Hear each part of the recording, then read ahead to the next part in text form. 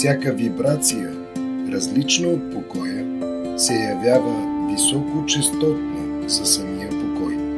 Така всеки акт на мислене, всеки избор предизвиква във вакуума кипяща енергия от припламващи и прибиращи се фотони.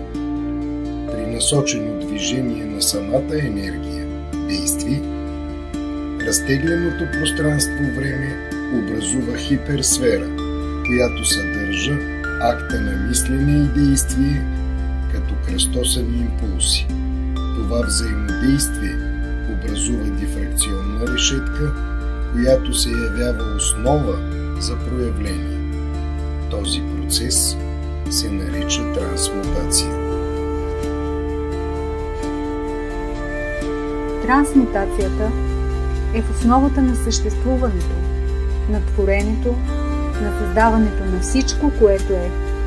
Важно е да се разбере, че всеки сам създава своята реалност. Всеки избор е индивидуален, уникален и единствен. Поради това, импулсът на избора разтегля индивидуално пространство-време. Разтегленото пространство-време представлява хиперсфера, сфера с 3 центъра, 3 координатни системи и общо 9 честоти.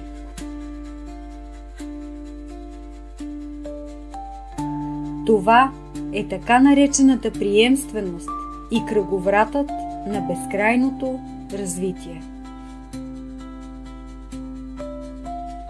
От безкрайния диапазон на честоти, налични, но не проявени в потенциала, чрез избора се ограничават определени вибрации, които са пожелани за изследване и преживяване. В процеса на изследване на ограничения от избора кадър, всеки елемент преживява себе си и взаимодействието с околната си среда като движение и трептение.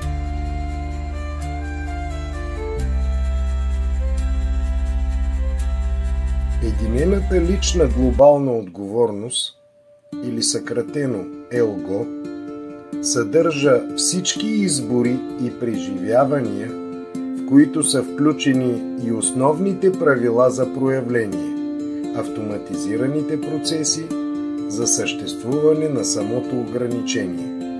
ЕЛГО съдържа и избора на всеки един елемент от системата.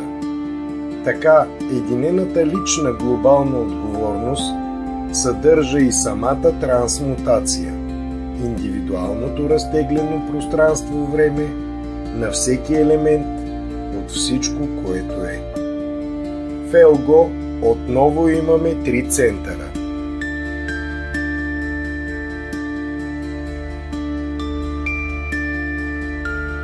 При разглеждане на този енергиен кръговрат е необходимо да отбележим и третия елемент, който е много важен при творенето на света във връзка с избора, който е направен.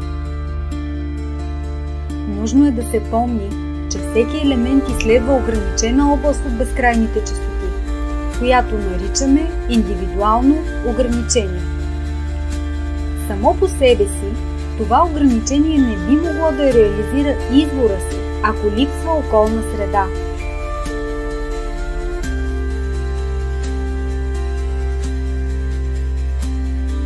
Така излиза, че за да преживее незнанието, всяко ограничение е необходимо да създаде околна среда по свой образ и подобие, за да осъществи избора. Така се творят отражения, но самият елемент се явява отражение на отраженията, които твори. По този начин се затваря кръговратът на взаимодействието между ограничението и отразеното от него всичко, което е. В резултат на срещата между елемента и неговите отражения се поражда вибрация, която ние познаваме като емоция.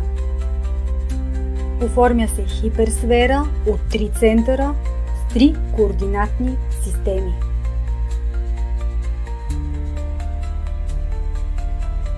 Този процес наричаме лична, индивидуална отговорност. съкратено ЛИО. Личната индивидуална отговорност е възможността осъзнато да творим своята паралелна реалност. При този процес се проявяват две посоки. Творене на познатото аз, наречено посока навътре, и разгръщане към всичко, което е, наречено посока навън.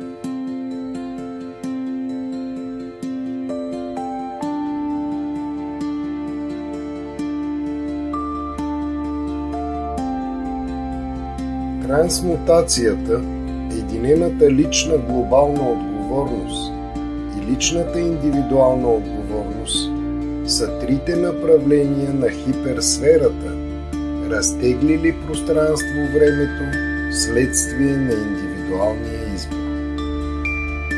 Това е триединството в едновремието на сътворението.